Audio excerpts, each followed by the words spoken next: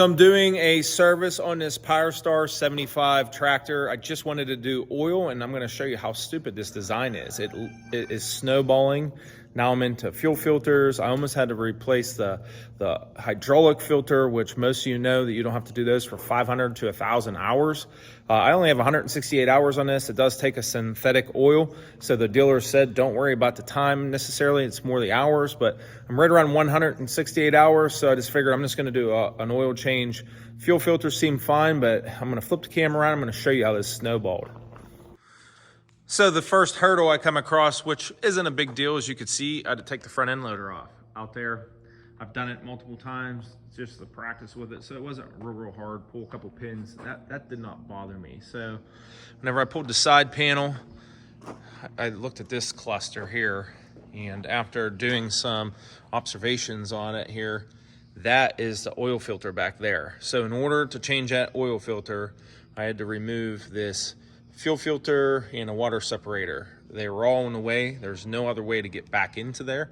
If you were able to do that, I'd love to get some feedback on how you did that without dismantling everything here. So I got past this hurdle and I was like, you know what, whatever. I'll just do fuel filters, water separator, just start fresh. I mark all my stuff with dates and hours. And then I decided I'm gonna go and start draining the oil while I am, priming this pump, because I'm not sure if you're aware of this. These are tier 4 motors. You cannot pre-fill these filters and hang them on a machine. You get one speck of dirt in there, you're wiping out an injector. So I was told by the dealer, hang them all on there, and then there's a bleeder on top right through here, flat tip, crack that, pump that till fuel comes out. That's the safest way so you don't mess your injectors up. So I came around the other side here, and my major issue is these plugs. So I seen the one here. I thought it was just going to be a 1/2-inch drive like most machines are, or just a 15 or 16 millimeter, but it was an Allen key. So I didn't have anything that big to go on there. So I ran down the shop and I got Allen keys. I'm thinking, all right, now we're moving in the right direction. Needless did I pay attention. You see the dry shaft here, right through here? This oil pan dog boxes that dry shaft. So what I mean by that is, I'll get down underneath here further. There is an oil pan on both sides of this dry shaft. So I had to take another oil plug out on this side, right over here. So I thought, no big deal. Well, I go to do that. What's in the way? The hydraulic filter. So how stupid is this design? If you're not able to do just one thing, they want you to modify tools or replace everything at one time. I don't know if it's a sales pitch but what I did was modify. It's like an Allen key tool, and then I cut it to get it up in between here. So then I was able to get it out with a pair of vice grips. So I'm not changing the hydraulic filter because I don't think it needs it. So we're gonna get this all back together, put the plugs in and stuff like that.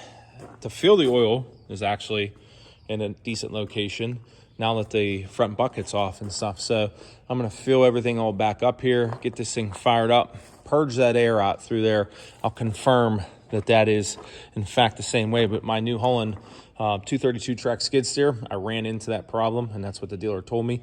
These actually are a real similar motor, so I'm assuming it's the same way. So we're gonna get this all stuff back together here and we'll get it fired up.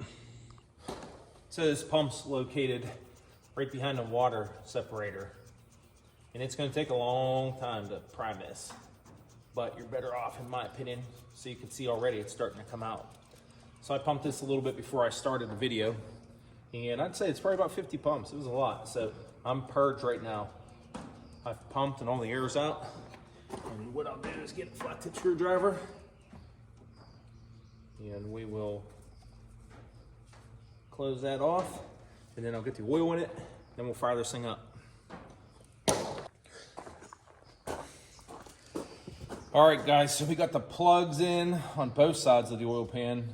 I have seen that before. I mean, being around equipment for So 25 plus years, 30 years, you do run into some pretty crazy stuff here. But now we're gonna use some Rotella 10W40. It's a synthetic blend. This is also recommended from the dealership. I'm gonna try to get this in here without spilling it.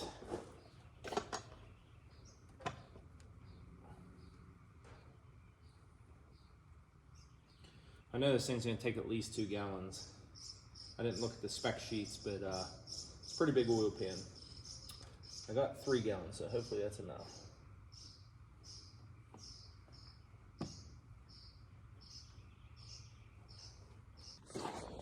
So we got all the oil in there. Did say 2 liters on dipstick, so got a little bit over full because it's still got to prime the filter.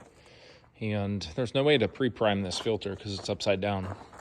If you look at that back corner, this actually goes down this way. So I'm gonna go in the machine here and fire it up.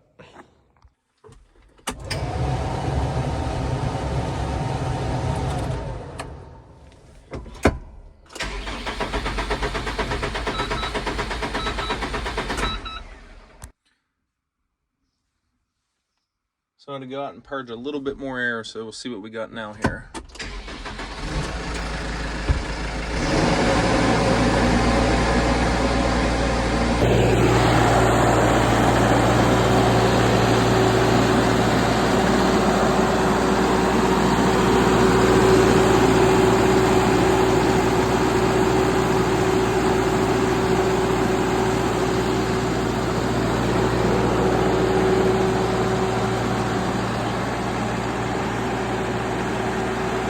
All right, guys, that's a wrap on this video. So you could see it wasn't as easy as the old school tractors. I mean, everything's wide open on some of these old school. I've talked about it before. We used to have an 1855 white Oliver.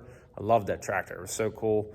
I wish we still had it. Sold it for 10 grand. I mean, I would pay 10 grand right now to get it back. And that was probably 15 years ago. But this is what you get with the new stuff. So anyone from New Holland, if you're watching this, do better.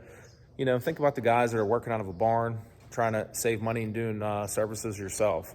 If I took this to a dealer, it's probably upwards of $500, you know, by the time you pay for filters and oil and stuff like that. So, you know, I managed, got it done, something needed done. Hay season's coming, hoping to have some guys come up and help me bale this field. Gonna use their equipment and maybe assist them with ours. So it'd be a cool video. Hopefully it comes through. And like always, catch you on the next one, and I'm getting out of here. Take care.